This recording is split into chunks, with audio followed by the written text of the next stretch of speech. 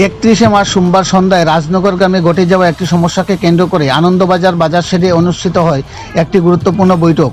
উক্ত বৈঠকে সভাপতি মণ্ডলীতে উপস্থিত ছিলেন রাজনগর গ্রাম পঞ্চায়েতের প্রধান অমর দেবনাথ, রণদীপ দেবনাথ, রাজেন্দ্র দেবনাথ, সমাজসেবী কান্তিগোপাল দেবনাথ সহ প্রমুখরা। এছাড়াও উক্ত সভায় উপস্থিত ছিলেন হাফলং, রাজনগর সহ আশপাশ গ্রামের এলাকার মানুষ।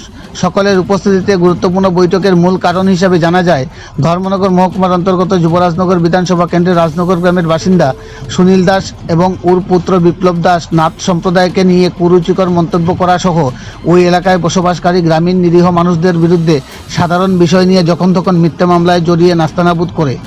এর প্রতিবাদে রাজনগর এলাকায় লোকজন সংঘবদ্ধভাবে উক্ত বৈঠকের আহ্বান করেন। সভা শেষে নিজ নিজ বাড়ি ফেরার পথে বৈঠকে উপস্থিত সকলকে নাকি সুনীল দাস ও তার পুত্র বিপ্লব দাস নাকি দেখে নেওয়ার হুমকি দেয় বলে অভিযোগ জানান সমাজসেবী কান্তিগোপাল দেবনাথ। এরই পরিপ্রেক্ষিতে উপস্থিত সকলে একত্রিত হয়ে ধর্মনগর কৈলাসহর মূল সড়কটি অবরোধে বসে।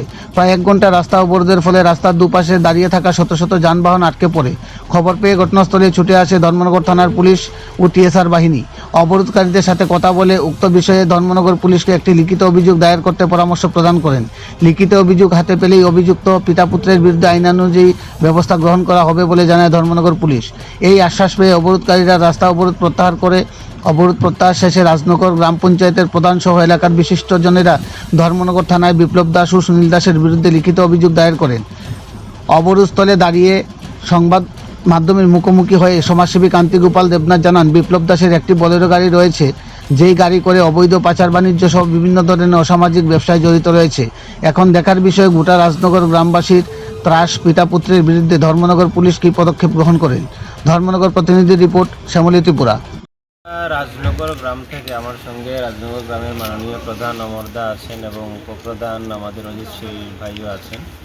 আমরা এখানে আজকে ধর্মনগর থানাতে এই কারণে আসা যে আজকে আপনারা শুনেছেন যে আনন্দবাজারে আজকে একটা বৈঠক ছিল এবং সেখানে 350-400 লোক ছিলেন। নাথ সমাজকে তুলে আমাদের এখানেরই গ্রামের একজন সুনীল দাস, ওনার ছেলে বিপ্লব দাস নাথ কমিউনিটিকে নিয়ে কিছু কটূক্তি করেছে, অপশব্দ বলেছে। এই বিষয়কে নিয়ে আজকে 3টা গ্রামের মানুষ একত্রিতভাবে বসেছিলেন, কিন্তু এই গ্রাম পঞ্চায়েত এবং হাফলং এবং আমাদের রাজনগর। কিন্তু সেখানেই এই বিষয়ে কথা চলছিল। সেই সময়েই সুনীল দাস এবং ওনার ছেলে এসে এখানে সবাইকে দেখে নেবে, প্রাণে মেরে ফেলবে, এইসব হুমকি দিয়ে যায়। এর আগে ওরা বিভিন্ন সময় এই গ্রামের ওদের পাড়া প্রতিবেশীর প্রায় 9টা পরিবারের উপরে ওরা একের পর এক কেস মোকদ্দমা কন্টিনিউয়াসলি আছে।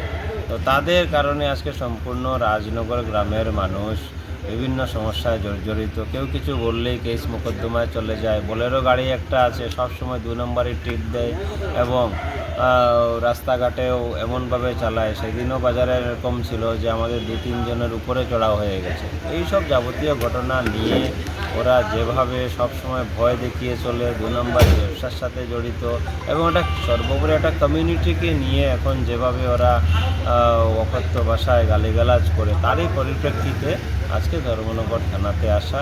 এবং আপনারা জানেন যে পথ অবরোধ হয়েছিল এবং ওসি সাহেব যেতে পারেননি ওনার ব্যস্ততার কারণে। উনি সেকেন্ড ওসি সাহেব আমাদের নালং সাহেব, তারপর আমাদের এসআই বিশ্বজিৎ দাসবাবু, নিকুঞ্জ দেবনাথ বাবু, ওনারা গিয়েছিলেন।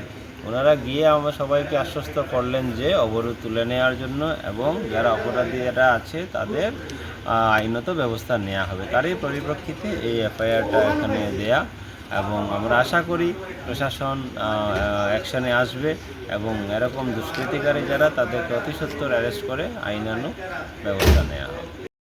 কি ছিল সবার কারণ আমাদের রাজনগরের বাসিন্দা সুনীল দাসের ছেলে নিপেদা আমাদের নাথ সমাজ নিয়ে কুরুচিকর মন্তব্য, নাথ সমাজে গালিগালাজ করেছে এবং দীর্ঘদিন যাবৎ আমাদের রাজনগর গ্রামের বিভিন্ন সমাজসেবী ব্যক্তিদের উপর, নিরপরাধ ব্যক্তিদের উপর ওনারা প্রতিনিয়ত কেস করে যাচ্ছেন। তার জন্য রাজনগর গ্রামীণ এলাকার মানুষ জড়ো হয়েছে, ওনাদের সেই জড়ো হয়েছেন। ওনারা সুবিচার পাওয়ার জন্য আমাদেরকে দ্বারস্থ হয়েছে এবং ওনারা এই সুবিচার পাওয়ার জন্য ওনারা আজকে এই কারণে জড়ো হয়েছেন। আমরা এই পরিবার মানুষ বিভিন্ন সময় মানুষকে কেন হেরাসমেন্ট করছে, ওনারা রাজনগর মানুষের শান্তিপ্রিয় মানুষকে কীভাবে ওনারা কী চান, তার জন্য আজকে কেন আমরা সবাইকে সমবেত হয়েছি।